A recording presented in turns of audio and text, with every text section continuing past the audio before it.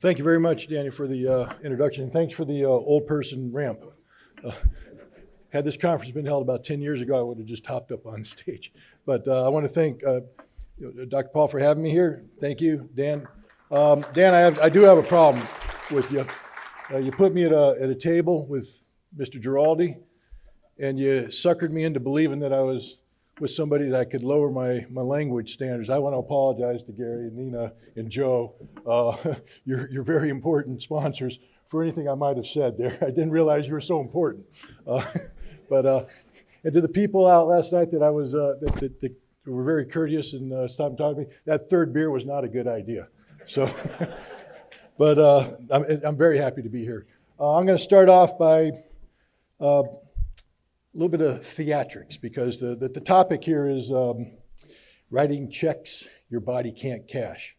Where did I get that line from? I got that line from a movie that came out 30 some odd years ago, Top Gun. And it's a great movie. When Top Gun came out, I was going through flight school, Marine Corps aviator, and I went and saw that movie. That was my movie. There's a great scene in there, a guy named Cag, because your naval pilots, you don't have real names. You have Maverick and Cav and Goose and Iceman. And my name was Sleepy, but I won't tell you that one day. But you got a scene where Cag, the carrier air group commander, is chewing out Maverick. And he said, "Son, your ego is writing checks your body can't cash." I love that line, because that pretty much defined my military career. Everywhere I went, I would have people say, "Ritter, your brain's writing checks your body can't cash. You got to tone it down a little bit."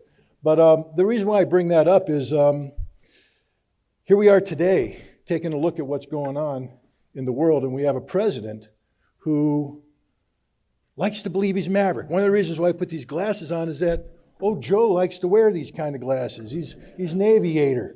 He doesn't fly, he's never served, he hasn't done any of that, but he puts them on because Joe thinks he's an aviator.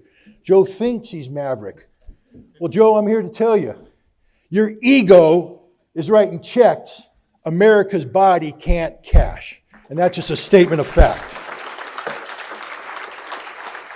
The first check that we're being asked to cash right now deals with Ukraine. It's a very dangerous situation. Daniel hit it right on the head. We're not just talking about a transformative moment in geopolitical history in Europe. We're talking about, if this thing goes south, we don't wake up tomorrow. And I want to reemphasize that, ladies and gentlemen, because somehow today, in 2022, we have forgotten the lessons that I knew when I was in the military in the 1980s. That thermonuclear war is a reality. And it's a reality that means the end of humanity, all humanity. And it's not going to be instantaneous. It will be for some people who get the 500,000 degree suntan, flash, boom, you're done. But for the most of us, it's going to be a very lingering death. Starvation, radiation. It ain't going to be pretty, but it will be terminal for everybody. So we need to take this serious. We can joke about Joe Biden, because sometimes it appears he is a joke. But he's the commander-in-chief of the United States of America, our country. He's a man who has taken an oath that many here have taken to uphold and defend the Constitution of the United States against all enemies, foreign and domestic. He's the commander-in-chief of our military. And he's got us involved in some things right now in Europe that are very worrisome. Let's talk about why we're doing what we're doing in Europe. There's this organization called NATO, the North Atlantic Treaty Organization, formed in 1949 during the Cold War, ostensibly a defensive alliance. At one time it was. At one time it was a legitimate defensive alliance, whose purpose was to protect Europe from the potential of any Soviet aggression and aggression from Eastern European countries who we believe wanted to gobble up the rest of Europe. They had no such designs. NATO was always premised on a false assumption, but that doesn't matter. NATO existed, it was there for a reason, and it served as the foundation of America's engagement in Europe for decades. 1992, the Soviet Union went away. Well, actually, it went away in December of 1991. And with it, every reason for NATO to continue to exist. There was literally no reason for NATO to exist after that, and yet we continued to promote it, and not just promote its continued existence, but we promoted its expansion, its redefinition. And what did it become? It stopped being an organization that focused on the security of Western Europe, and it started being an organization that talked about expanding European transatlantic power on a global stage, a global platform.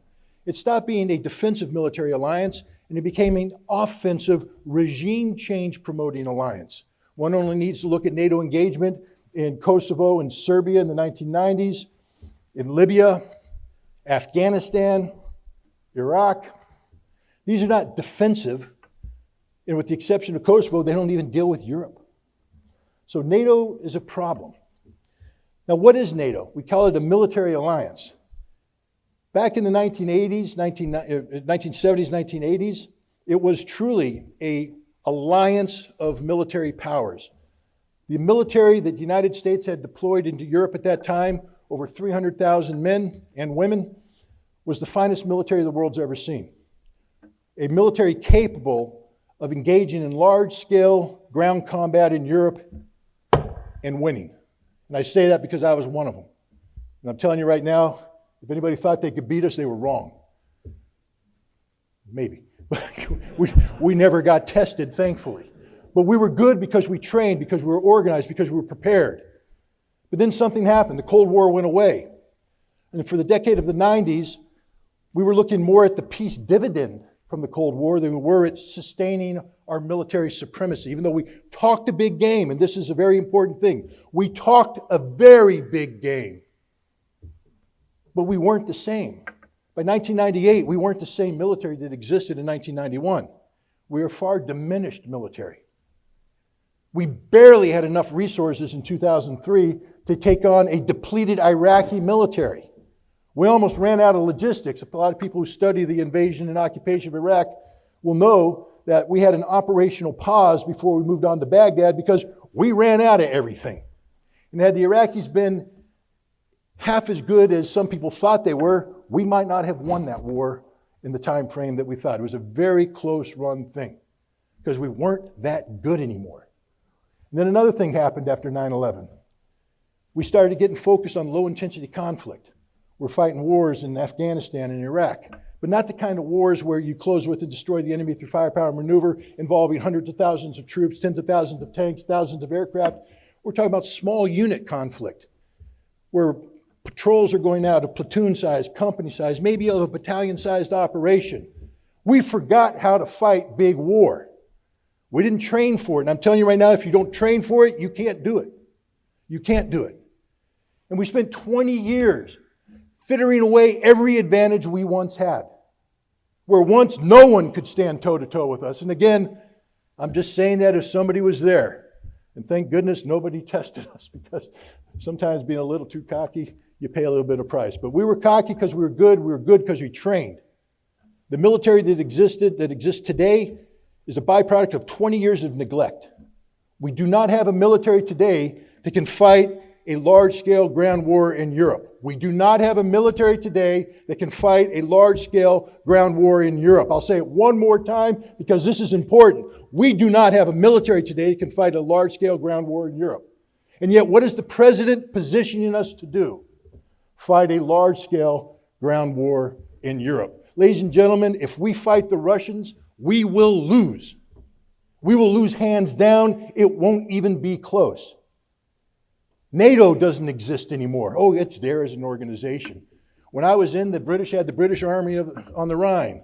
Around 80,000 guys, highly trained. Today, they barely have 80,000 guys in their entire military. Ask the Brits to put together a brigade and send it out their island into Europe. They can't do it.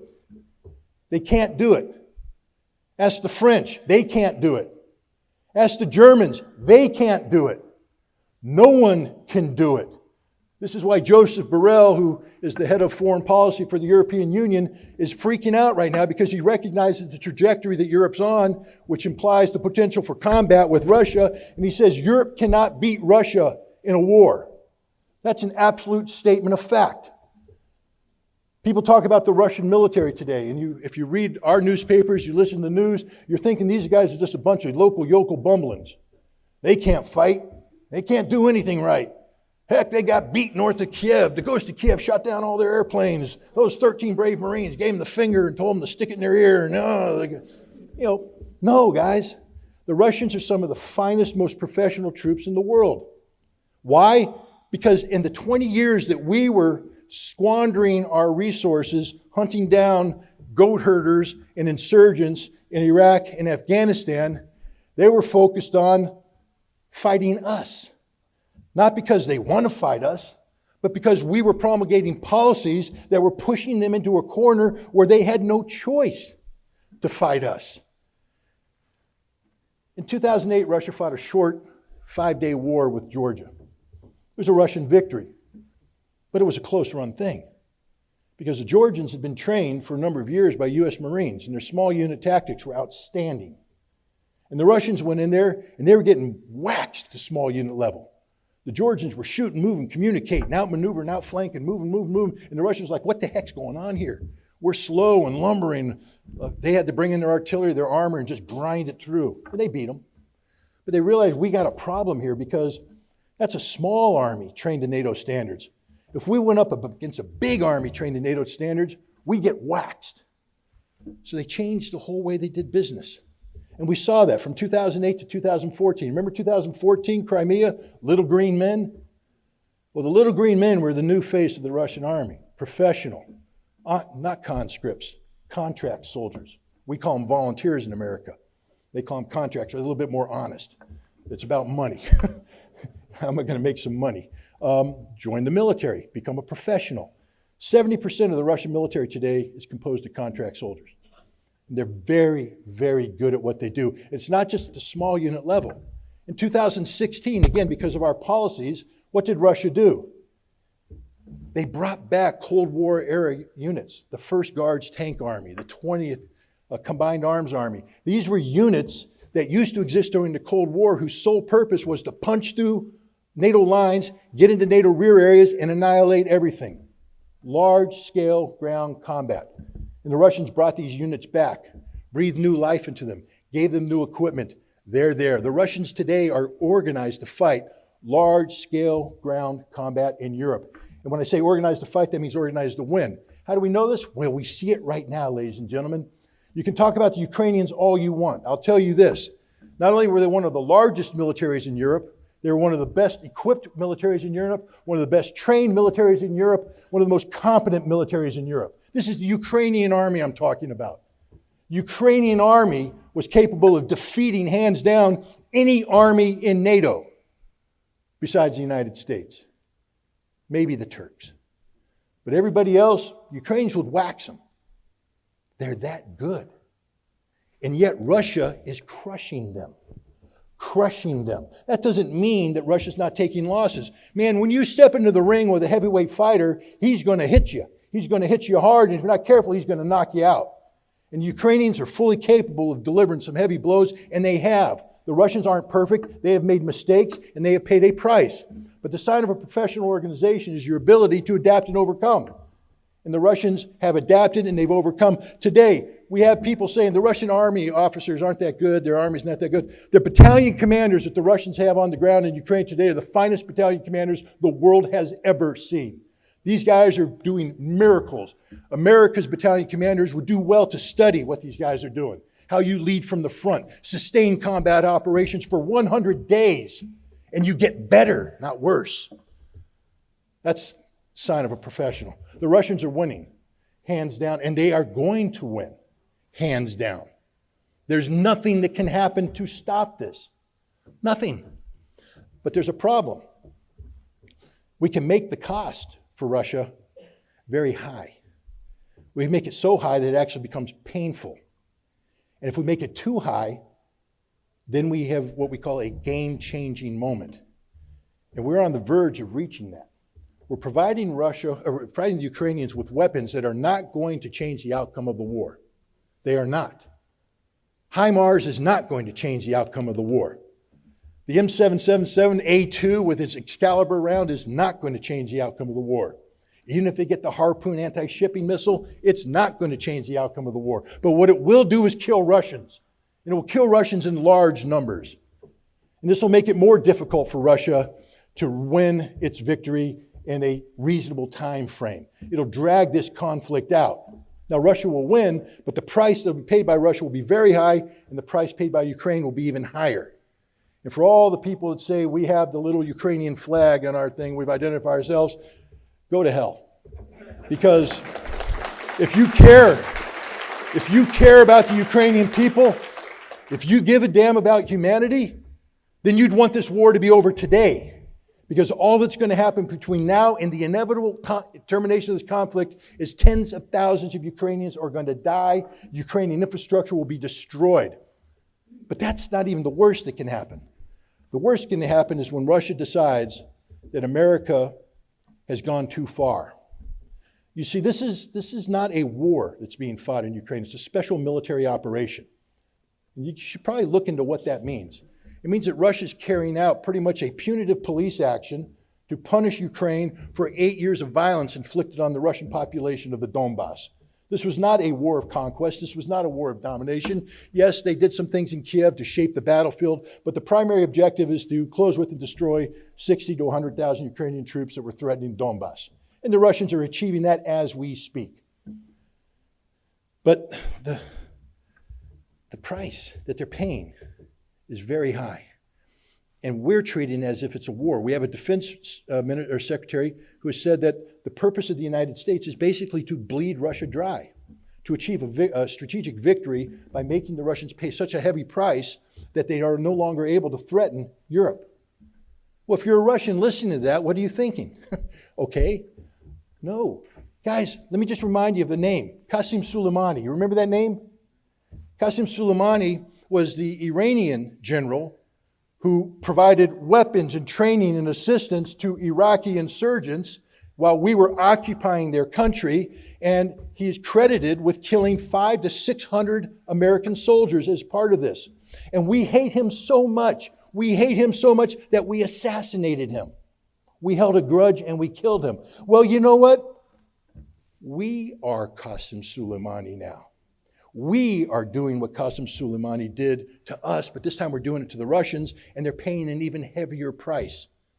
We are creating bitterness, anger, resentment in Russia. And at some point, they're going to cross the line, and they're going to fire missiles outside of Ukraine into American targets, into NATO targets, and now we're talking a real war, one that we won't win. Joe Biden, you're writing checks the American body can't cash. That's a statement of fact. And I'll lead with this because I was talking about a two-front war. As bad as Russia is, there's this other place on the other side of the world called Taiwan. And it's going to get worse. You know, Americans, we tend to believe our own propaganda sometimes. And right now we have the media, if you read it, they're saying that the United States is trying to teach Taiwan the lesson of Ukraine. I wish they would, because the lesson of Ukraine is you're going to get your butts kicked if you take on the Chinese. That's the real lesson. Your economy is going to be destroyed. Your nation will collapse. You're going to lose hundreds of thousands of people. That's the real lesson. But no, the lesson is if you fight hard and you fight early and you inflict a lot of casualties, the Chinese can't win and they're going to back off and they might even be deterred against attacking. The problem with this thinking is, just like we don't know Russia, and I think you hit it 100% correct. I mean, I've talked about this in the past, how the American political machinery right now is advised by some of the most ignorant people about Russia. I call them the Putin whisperers. People who think they know Putin, they've never met Putin, but they've written PhD theses on how bad Putin is.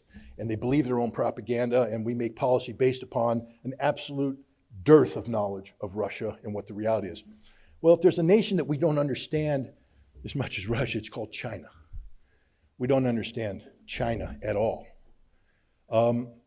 We think that China is a weak nation. We think China can be intimidated.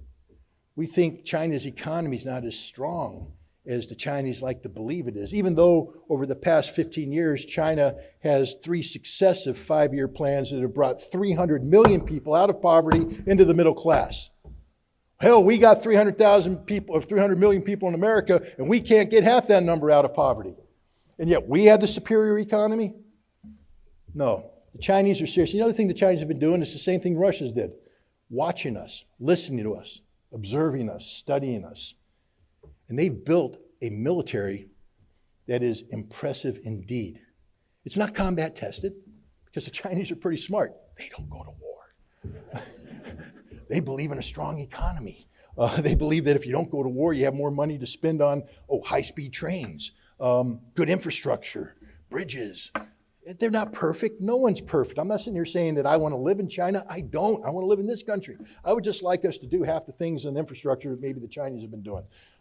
Maybe my roads won't have potholes. Maybe my trains will run on time. Maybe the subway station, I'm not threatened to die every time I step in by concrete falling off the roof.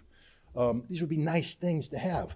But the other thing that the Chinese are doing is they're serious. It's just like Putin don't bluff. I mean, that's one big lesson to take away from this thing. Putin don't bluff. When Putin says he's going to do something, he's going to do it. And I think he's proven that. So when Medvedev says we're going to strike decision centers, that's Putin speaking. They don't bluff. They're going to strike decision centers.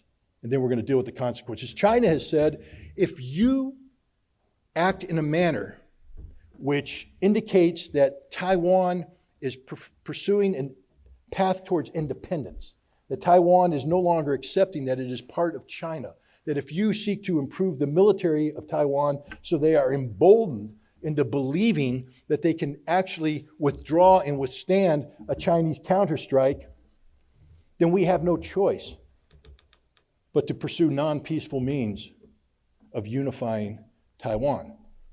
They didn't just make this up. I mean, we have this way of thinking in America where we say the Russians and Chinese are very impulsive people, very impulsive. They just knee-jerk reaction to everything. Putin's been saying this stuff about NATO and stuff since 2001. It came to the forefront in 2007 at the Munich Security Conference. He's repeated it over and over again. There's nothing new about this. China in 2005 passed a law, the anti-succession law. It's linked to their constitution, and it basically says that if Taiwan, that the policy of China is the peaceful reunification of Taiwan. That's what they want. And they're willing to bend over backwards to make this happen and be as patient and wait as long as possible. But the moment Taiwan starts to act in a manner that looks as though they're going to be independent, it will be instantaneous. China will go in there and they will crush them. Well, what has happened in the last couple of days, ladies and gentlemen? We have the President of the United States traveling to Asia, where someone says, if China attacks Taiwan, what will America's policy? Well, we'll defend them. But what happened to our policy of strategic ambiguity, where we were pretending that we weren't going to defend them, so we mollified the Chinese so that the Taiwanese wouldn't act impulsively? That's out the window. But that's okay, that's just words. Words mean nothing. But then Tammy Duckworth shows up in Taiwan. She's sponsoring a bill that promises a couple things. One, to put pre-positioned military hardware on the soil in Taiwan so that American troops can fly in and marry up with this equipment so we can rapidly come to the defense. This will never happen, ladies and gentlemen. Why? Because China will invade Taiwan. China will invade Taiwan sooner rather than later. We're not only in danger of getting involved in a war in Europe that we can't win, we're in danger of promulgating a conflict in the Pacific we can't win. That's a two-front war that we can't win. We can't win it. So why are we doing it? Because we have a commander-in-chief whose mouth has no checks and balances. We have a population which has been made stupid, I guess, is the most polite word I can, from exposure to a media that's no longer in the business of informing the American people, but entertaining the American people. You remember that old line, if it bleeds, it leads? Nothing bleeds more than war. And there's nothing the mass media likes more than a war that they can put out there every day, change the narrative, make it horrible, and the American people tune in like the compliant little brain-dead people they are, and they just eat it up. Because other people are dying. Because the Ukrainians are dying. Because the Taiwanese are going to be dying. But let me just give you a news flash. When we go to war against Russia, and we go to war against China, we're going to be dying. And it's not going to be in small numbers. This isn't Afghanistan. This isn't Iraq. This isn't where a bad week was 7 Americans dying. This is where a bad hour is 5,000 Americans dying. This is where a bad day is 15,000, 20,000 Americans dying. This is where a bad week is 60 to 80,000 Americans dying. In conflicts, we can't win unless we go nuclear. And then nobody wins. Everybody loses. Joe Biden, your ego and your mouth are writing checks the American body can't cash. Thank you very much.